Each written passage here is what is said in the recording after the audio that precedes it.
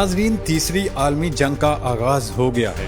اسرائیل نے لبنان، مصر اور شام پر حملے شروع کر دیے ہیں۔ فلسطین میں بھی زمینی حملے کیے جا رہے ہیں۔ اسرائیل نے ٹینکس روانہ کر دیے ہیں۔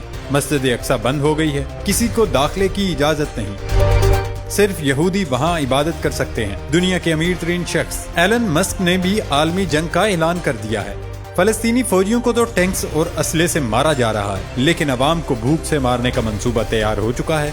عرب پتی بزنس مین ایلن مسک نے موجودہ حالات کے تناظر میں تیسری عالمی جنگ کا خدشہ ظاہر کر دیا ہے اور کہا اثرات سے ہم شاید نکل نہ پائیں۔ ایلن مسک نے بتایا کہ غزہ میں اسرائیل اور حماس تنازع اور یوکرین اور روس میں جاری جنگ سے تیسری عالمی جنگ کا خطرہ بڑھ گیا ہے۔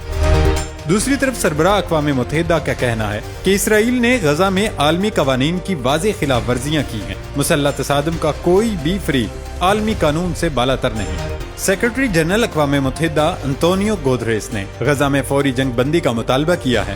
انہوں نے کہا ہے فلسطینیوں نے اپنی سرزمین کو اسرائیلی قبضے میں جاتے دیکھا ہے، فلسطینیوں نے اپنے رشتہ داروں کو تشدد کا شکار ہوتے دیکھا ہے، فلسطین کی معیشت کو تباہ کیا گیا، معصوم لوگوں کو بے گھر کیا گیا۔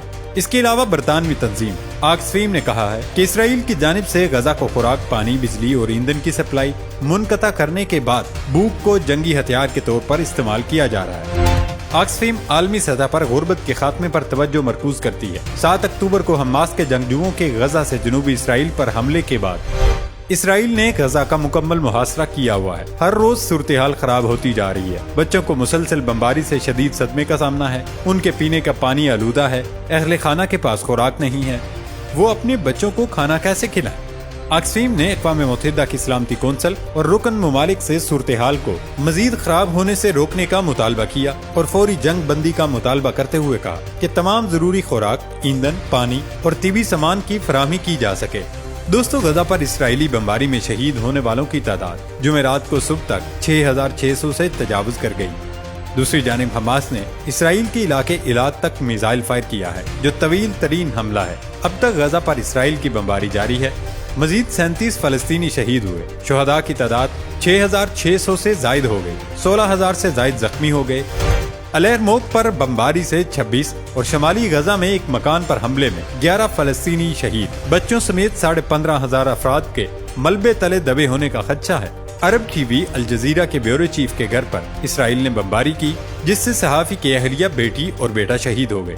صحافی کو جنگ کی کوریج کے دوران اطلاع ملی، گھر پہنچے تو پورا خاندان کفن میں لپٹا ملا تھا۔ اس کے جواب میں حماس کی جانب سے اسرائیل کے تفریحی شہر ایلات پر 220 کلومیٹر دور وہاں سے راکٹ حملہ کیا ہے۔ ترجمان القسام بریگیڈ کے مطابق حماس کے نئے راکٹ عیاش کی رینج 250 کلومیٹر تک ہے۔ اسرائیل فوج کا کہنا ہے غزہ جنگ کے بعد حماس کا سب سے طویل ترین حملہ ہے۔ رات گئے غزہ سے فائر کیا گیا راکٹ اسرائیل میں ایک عمارت سے ٹکرا گیا، جس سے 2 افراد زخمی ہوئے۔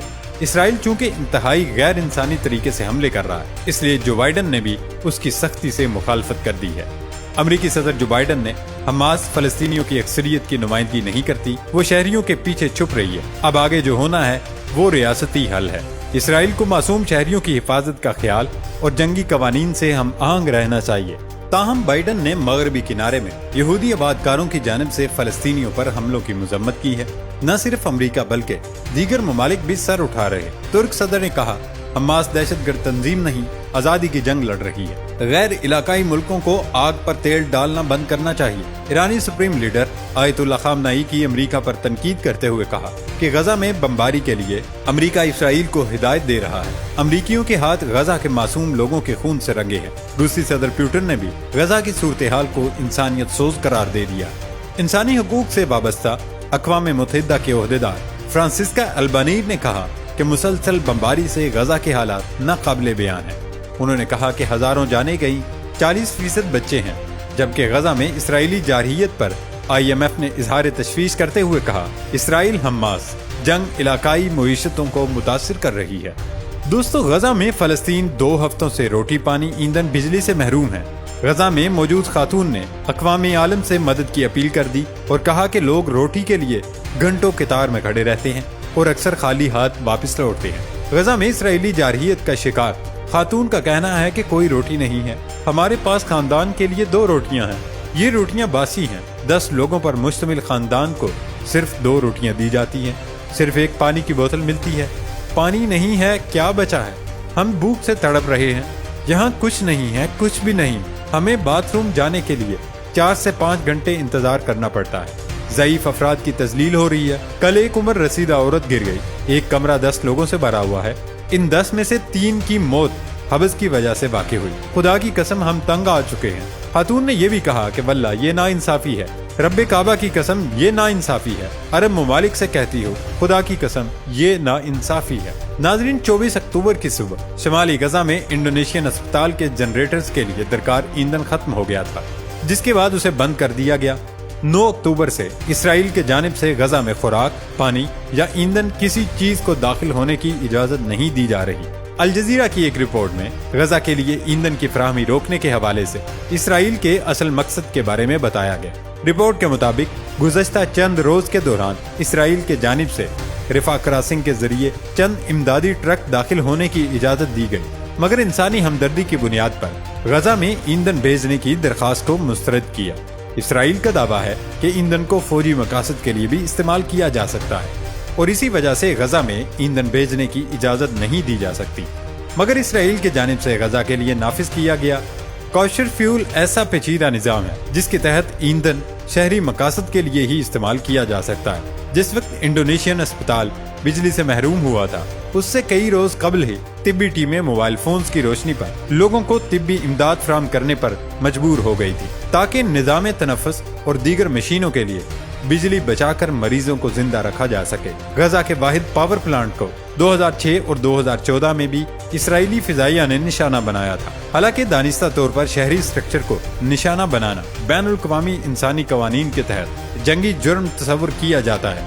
غزہ پٹی کی بجلی کی طلب 500 میگا واٹ ہے، مگر رسد بہت کم ہے۔ غزہ کو 2 ذرائع سے بجلی ملتی ہے۔ 120 میگا واٹ بجلی اسرائیل سے آتی ہے، جسے 9 اکتوبر سے اسرائیلی وزارت دفاع نے روک رکھا ہے، جبکہ 70 میگا واٹ بجلی غزہ پاور پلانٹ سے حاصل ہوتی ہے، جو 11 اکتوبر سے ایندھن نہ ہونے کے باعث بند پڑا ہے۔ اس کے نتیجے میں شہروں اور اسپتالوں کو جنریٹرز پر انحصار کرنا پڑ رہا ہے اور ان کے لیے درکار ایندھن ختم ہونے کے قریب ہے۔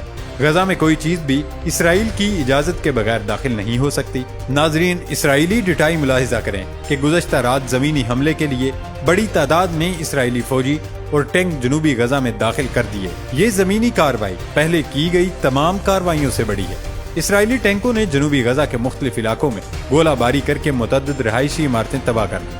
گولہ باری سے کئی فلسطینی زخمی ہوئے۔ اسرائیل کے وزیر اعظم نتن یاہو نے گزشتہ روز جنوبی غزہ میں زمینی حملہ کرنے کی دھمکی دی تھی۔ دوسری جانب اسرائیل نے غزہ میں ایندھن پہنچانے کی اجازت دینے سے انکار کر دیا ہے، لیکن حیران کن طور پر تمام تر نقصان اسرائیل خود اٹھا رہا ہے۔ معیشت ان کی تباہ ہو گئی۔ اس کے باوجود اسرائیل نے مسلمانوں کا مسجد اقصی میں داخلہ بند کر دیا۔ مسجد اقصی کے باہر پولیس تعینات کر دی گئی ہے، جبکہ یہودیوں کو عبادت کی مکمل طور پر اجازت دی گئی۔ حماس اسرائیل جنگ کے تناظر میں اس غیر معمولی اقدام کو انتہائی خطرناک پیش رفت قرار دیا جا رہا ہے۔ اسرائیلی پولیس نے قدیم شہر میں واقع مسجد اقصی میں مسلمانوں کے داخلے پر پابندی عائد کر دی ہے۔ مقبوضہ بیت المقدس کے محکمہ اسلامی اوقاف نے اس بات کی تصدیق کی ہے، جس کا انتظامی کنٹرول اردن کے پاس ہے۔ اس حوالے سے الجزیرہ نے اپنی رپورٹ میں بتایا کہ اسرائیل نے غزہ اور لبنان کے بعد شام پر بھی فضائی حملے شروع کر دیے۔ شامی میڈیا کے مطابق اسرائیل کی جانب سے شام کے فوجی ٹھکانوں پر کی جانے والی بمباری سے اب تک 8 شامی فوجی اہلکار جاں بحق ہو گئے۔ اسرائیلی فوج نے فضائی جارحیت کرتے ہوئے شام کے ڈیرہ شہر کے قریب متعدد فوجی ٹھکانوں کو نشانہ بنایا، جس کے نتیجے میں 8 اہلکار جاں بحق جبکہ 7 زخمی ہو گئے۔ اس حوالے سے اسرائیلی فوج کی جانب سے رات گئے جاری بیان میں کہا گیا کہ اس کے جنگی طیاروں نے شامی فوج کے ٹھکانوں اور مارٹر پوزیشنوں کو نشانہ بنایا ہے۔ حملے کی وجوہات بیان کرتے ہوئے اسرائیلی فوج نے مزید کہا کہ یہ شام کی طرف سے کل کی جانے والی راکٹ فائرنگ کی جوابی کارروائی تھی۔ دوسری جانب یہودی لابی نے عالمی سطح پر سیکرٹری جنرل اقوام متحدہ کے خلاف پروپیگنڈا شروع کر دیا ہے۔ اسرائیلی پروپیگنڈے میں گوتریس کو حماس کا حمایتی قرار دے کر اپنے مظالم پر پردہ ڈالنے کی کوشش کی جا رہی ہے۔ سیکرٹری جنرل اقوام متحدہ کا کہنا ہے کہ میں نے کہیں بھی حماس کی حمایت کا اظہار نہیں کیا، لیکن اسرائیل کا پروپیگنڈا دیکھ کر حیرانی ہوئی ہے۔ انتونیو گوتریس نے کہا، سلامتی کونسل اجلاس میں اسرائیل کی غلط بیانی نے حیران کر دیا ہے۔ میں نے کہا تھا حماس کا حملہ خلا میں نہیں ہوا کیونکہ فلسطینی 56 سال سے گھٹن کا شکار ہیں۔ اس کے جواب میں اسرائیلی حکام نے پروپیگنڈا شروع کر دیا اور استعفیٰ مانگ لیا۔ گوٹریس نے کہا 7 اکتوبر کو حماس کے جنگجوؤں کی طرف سے خوفناک تشدد کا کوئی عذر نہیں ہے، لیکن ساتھ ہی انہوں نے فلسطینیوں کی اجتماعی سزا اور اسرائیل کی جانب سے بین الاقوامی قوانین کی خلاف ورزیوں کے خلاف بھی خبردار کیا۔ علاوہ ازیں اسرائیلی وزیر خارجہ نے گوتریس سے ملاقات منسوخ کر دی ہے۔ کوہن نے سوشل میڈیا پر اعلان کیا کہ وہ اقوام متحدہ کے سربراہ کے ساتھ طے شدہ ملاقات نہیں کریں گے۔ تاہم انتونیو گوتریس کا فلسطینیوں کی حمایت میں بیان اسرائیل کو ایک آنکھ نہ بایا اور فوری مستعفی ہونے کا مطالبہ کر دیا، جبکہ اسرائیلی وزیر خارجہ ایلی کوہن نے اقوام متحدہ کے سیکرٹری جنرل سے ملاقات سے انکار کر دیا۔ بعد ازاں انتونیو گوتریس فلسطینیوں کے حق میں بیان دینے کے بعد دباؤ پر اپنے بیان سے ہی مکر گئے۔ رپورٹس کے مطابق انتونیو گوتریس نے اپنے حالیہ بیان میں کہا کہ حماس حملوں کی توجیہ دینے کا الزام غلط ہے۔ 7 اکتوبر کو اسرائیل پر حماس کے حملوں کی مذمت کرتا ہوں۔ دوستو، عرب میڈیا نے فلسطینی وزارت صحت کا حوالہ دیتے ہوئے بتایا کہ اسرائیلی بمباری سے اب تک شہید فلسطینیوں کی تعداد 6546 ہو گئی۔ غزہ میں شہید فلسطینیوں میں 2704 بچے بھی شامل ہیں۔ اسرائیلی بمباری سے زخمی فلسطینیوں کی تعداد 17439 ہے۔ اسرائیل کے خلاف جنگ میں حقیقی فتح حاصل کرنے کے لیے حزب اللہ، حماس اور اسلامی جہاد کی اعلیٰ قیادت نے سر جوڑ لیے۔ عالمی خبر رساں ادارے رائٹرز کے مطابق حزب اللہ کے سربراہ شیخ حسن نصر اللہ نے حماس اور اسلامی جہاد کی اعلیٰ قیادت سے ملاقات میں اسرائیل کے خلاف جاری جنگ پر تبادلہ خیال کیا کہ ہم آہنگی برقرار رکھنے کے لیے رہنماؤں میں اتفاق ہوا۔ دیکھتے ہیں کہ آگے امن قائم ہوتا ہے یا پھر یہ جنگ عالمی جنگ میں تبدیل ہوتی ہوئی نظر آتی ہے۔